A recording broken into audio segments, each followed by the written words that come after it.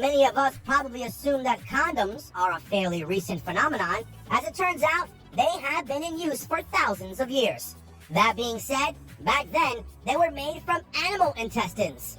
Luckily for us, due to advancements in technology, we can mass produce safe, clean, cheap, and versatile condoms, thousands of units at a time. But even that super automated process starts with the same thing as any other manufacturing process: the collection of raw materials. I'm sure that you have at least once in your life heard of a condom being referred to as a rubber. And as it turns out, that's not without reason. You see, nowadays, all condoms are made from latex, a natural material that is produced by rubber trees and which is used in all kinds of things from gloves, pencil erasers, bags, and yes, condoms. This latex is gathered by cutting into rubber trees and collecting the resulting white liquid that, when allowed to set, can turn into natural rubber. This material is then gathered in huge batches and mixed with a few stabilizing agents like ammonia to make sure that it doesn't solidify during shipping. After that, these batches are packaged and shipped across the world to the condom manufacturing plant, where it is stored in huge temperature-controlled tanks before use. This brings us to the actual manufacturing, the main part of which is the molding and dipping. During this step, as the name implies, condom molds, usually made of metal or glass, are used from the shape of the condom. But before that can be done, the latex has to be prepared for the molds to be dipped in. For this, it is brought into long, deep vats where it is first heated and then has chemicals added to it in a process known as pre-vulcanization. This ensures that the latex is as strong, durable, and ready to stick as possible, and also removes any allergic potential of the substance. And once the entire vat is ready, the molds are brought in. These molds are also prepared for the process with a thorough wash to ensure no impurities interfere with the condom manufacturing, and to allow the surface to be as slippery as possible for easy condom removal later. And after having been cleaned and dried, these molds are brought in a single file on a computer-controlled belt that slowly and carefully dips them into the latex solution to ensure that there are no unnecessary splashes or uneven marks.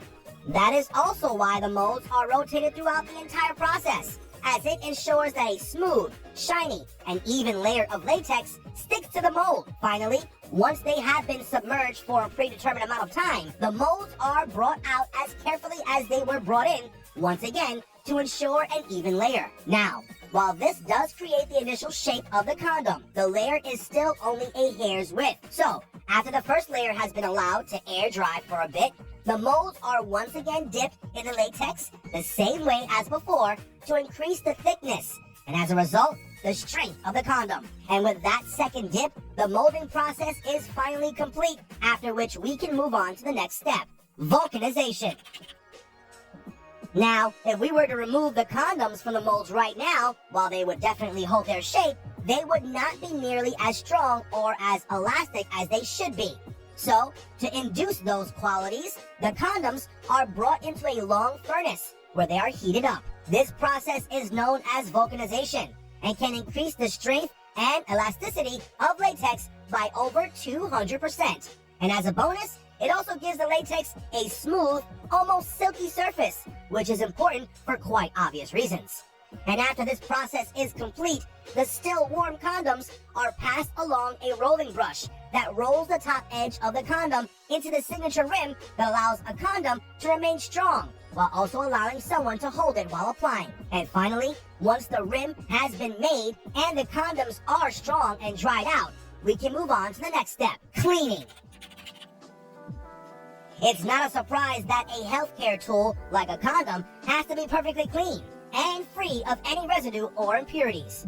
As a result, the condoms and the molds are first passed under a high-powered water jet. This, A, washes off any remaining latex and chemicals, and B, takes the condom off the mold and throws it into a pile below. From there, the condoms are put into a washing machine, which cleans off any remaining chemicals and also sterilizes their surface so that no germs find their way into the package. After this, the condoms are once again dried and applied to holders where they are left to mature for 2 days before moving on to the second last and most important step, the testing.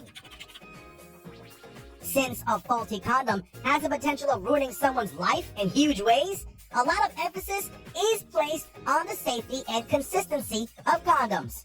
As a result, before leaving the plant, all condoms must pass rigorous safety tests that are maintained by both the company and the FDA. The first and most obvious of these tests is the pinhole test, where each and every condom is tested for any and all puncture holes. For this, the condoms are filled with water, which is connected with a positive electrode. These condoms are then placed in another vat of water that is connected to a negative electrode, so that if the water on the inside of the condom has any way of touching the water outside, a circuit is completed, indicating to the computer that the condom is faulty. This not only ensures absolute surety, but can also catch holes that would be impossible for anyone to observe using their eyes. Another important test is the volume test, as specified by the international standard ISO 40, according to which all safe condoms must be able to hold 18 liters of air without exploding. To test this, some condoms from a batch are inflated using pumps until they burst, and the maximum volume is compared with the standard. Most condoms nowadays easily hold over 30 liters of air. After this, another set of condoms undergoes a stretch resistance test that measures the tear resistance of the condom by artificially stretching it and seeing how long it takes for the condom to tear. And finally, the condoms are inspected by a health professional using a microscope to make sure that they are germ-free to a high standard. During this process, if even a single condom fails any one of the tests, the entire batch is discarded and the process is started over. But if the batch passes, it is finally sent off to the last destination, packaging. Here, a machine takes off all the condoms from their holders in the form of neat little rings, like the ones you're familiar with. These are then passed over a conveyor belt where workers perform a visual inspection to make sure no deformed condoms make their way to the packaging. Then, a machine deposits a few drops of lube into the condom for better performance and ease on the user's side, and it's also at this stage that any scents or aroma oils are added to the surface depending on the type of the product. After this, the condoms are individually wrapped in specially designed foil packaging that keeps the condom sterile and clean until the specified expiration date. And finally, the foil wrappers are put into cardboard boxes or sleeves that outline the usage, expiry date, and any warning associated with the condom. And once that is done, the condoms can be shipped off to wherever they are needed. All of which really goes to show that even for something as simple as a condom, there are hundreds of moving parts and careful considerations involved just so you and I can live safe, risk-free lives.